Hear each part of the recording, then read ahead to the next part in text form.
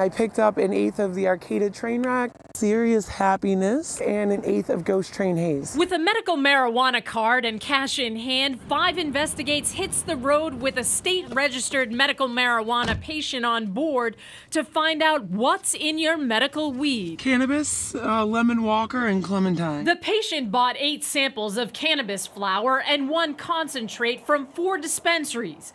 Each product kept sealed and delivered within hours of the buy to 2 ISO certified testing labs registered with the state. CDX Analytics in Salem. In Massachusetts, we're looking for almost 90 different things in the cannabis. And Proverde in Milford. Ultimately, it's about making sure this product is safe for people to consume. The labs tested for heavy metals, pesticides, and microbial contaminants like mold and bacteria. All 4 of the samples tested at CDX came up clean, but 4 of the 5 samples bought off the shelves meant for medical use failed Proverde's testing.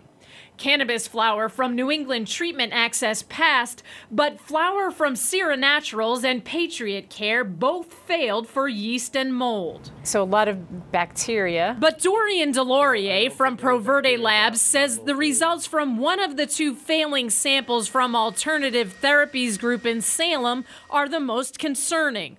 One testing positive for a high level of coliform. And so if someone's using this for medicine, that's very concerning. I wouldn't use it as medicine.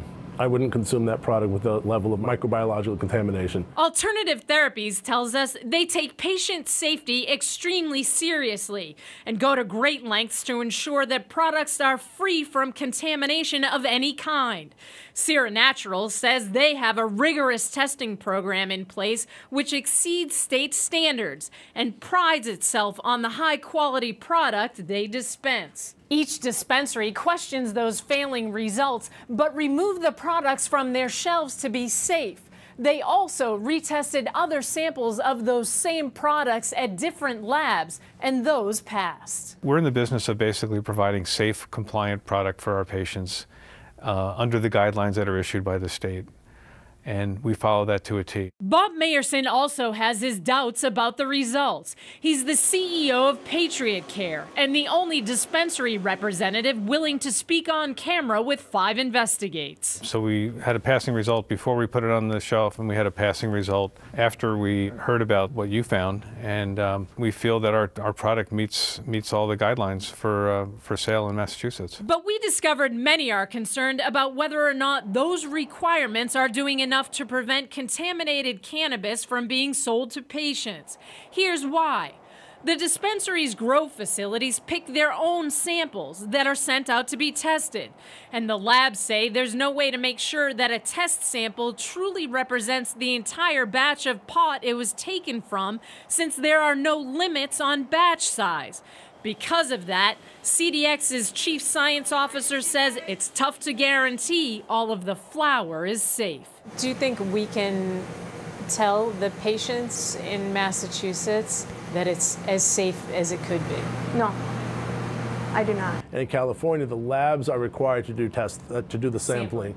The lab comes out and there's a quarantine area where they come and they take the sampling. That batch is then quarantined. And here's another concern. The 2 labs we used use different testing methods, which we've learned can produce very different results, especially when it comes to microbials like yeast and mold. Proverde uses plate culturing to grow any yeast and mold, while CDX examines the DNA of the cannabis for its presence. We brought our results and questions to the Department of Public Health, which oversees the medical marijuana program. At the end of the day, that's what we're most concerned about, is having testing results that are accurate and valid. Do you think it's difficult, though, to have faith in that because of the 2 different methods that are being used? We trust the system. I would say this scenario where you would have 2 labs that are running different methods and might get different results, it's not inconsistent with this type of procedure. What we do know is this. The current testing has flagged things like yeast, mold, and metals for years. If the product fails and can't be remediated, it never makes it to the shelf for sale. A 2016 state review of test results from 5 grow facilities shows 23% of pre-marketplace product tested for heavy metals failed, and 15% failed for microbials like yeast and mold. This kind of microbial contamination is something that all regulated marijuana industries are challenged with. Using cannabis has definitely improved my quality of life. Stacey Eleftheriadis credits medical marijuana with helping her get back on her feet after a life-altering MS diagnosis 3 years ago. She's one of thousands of patients trusting in the safety of the medical marijuana bought off the shelves at local dispensaries, taking some comfort in the fact that this medicine undergoes testing regulated by the state. I feel safer using it because I know where I'm getting it from.